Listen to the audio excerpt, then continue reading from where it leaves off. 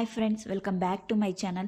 Videos చూస్తున్నారు కానీ ఎవరు సబ్స్క్రైబ్ చేయట్లేదు, లైక్ చేయట్లేదు, కమెంట్ చేయట్లేదు, షేర్ చేయట్లేదు. Please do like, share and subscribe. కొంతమంది అయితే దీన్ని బుగ్గాలు అంటారు, గుంత పొంగనాలు అంటారు. మేమైతే బుగ్గాలే అంటాం.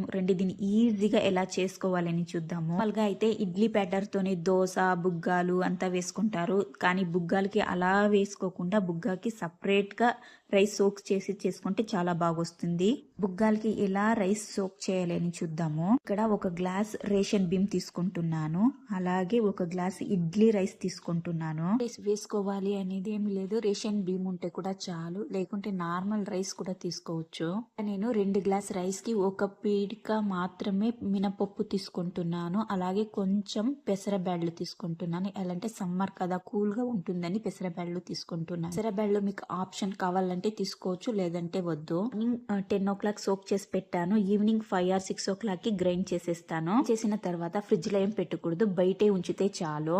బుగ్గాలు వేసేదానికన్నా మసాలా బుగ్గాలు వేస్తే బాగుంటుంది. ఆనియన్, శనగ బ్యాళ్ళు, కొత్తిమీరాకు, కరివేపాకు, చిల్లీ ఇవంతా వేస్తే చాలా బాగుంటుంది. దీంతో క్యారెట్ వేసుకుంటే కూడా చాలా బాగుంటుంది. కొందరికి ఆ స్వీట్నెస్ ఇష్టం ఉండదు. ఆనియన్ ని పిండిలో అలాగే పచ్చిది వేసేదానికన్నా ఇలా ఆయిల్ లో ఫ్రై చేసుకొని వేసుకుంటే చాలా బాగుంటుంది తినేదానికి. ఆ పచ్చి వాసన లేకుండా తినేదానికి సాఫ్ట్, ఫుల్ వేగాల్సిన అవసరం లేదు. ఒక 10-20% వేగితే చాలా, పచ్చి వాసన పోతే చాలా ఆనియన్ లో. ఇప్పుడు మనము ఆ పిండిలో కలుపుకుందాము మనం ఫ్రై చేసిన ఆనియన్ కి పిండికి తగినంత ఉప్పు వేసుకుంటున్నాను. ఉప్పు వేసుకొని బాగా మిక్స్ చేసుకోవాలి. ఫస్ట్ మిక్స్ చేసుకుంటాం, దాని తర్వాత కొంచెం నీళ్ళు పోసుకొని మిక్స్ చేసుకోవాలి. అలా గట్టిగానే ఉండకూడదు, చాలా నీళ్లు మాదిరిగానే ఉండకూడదు, అలా ఉండాలి పిండి. అప్పుడే ఆ పెనానికి అంటుకోకుండా చాలా బాగా వస్తుంది.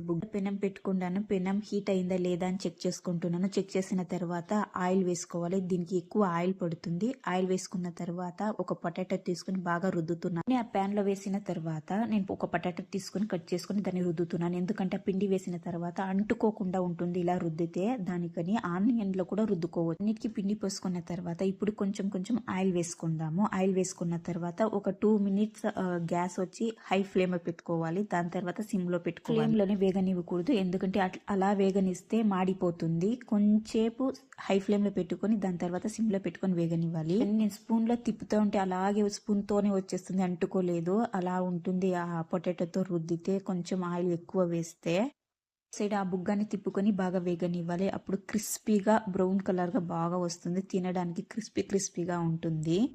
ఈజీ రెసిపీస్ కోసం నా ఛానల్ని సబ్స్క్రైబ్ చేసుకోండి, లైక్ చేయండి, షేర్ చేయండి, అలాగే కమెంట్ చేయండి.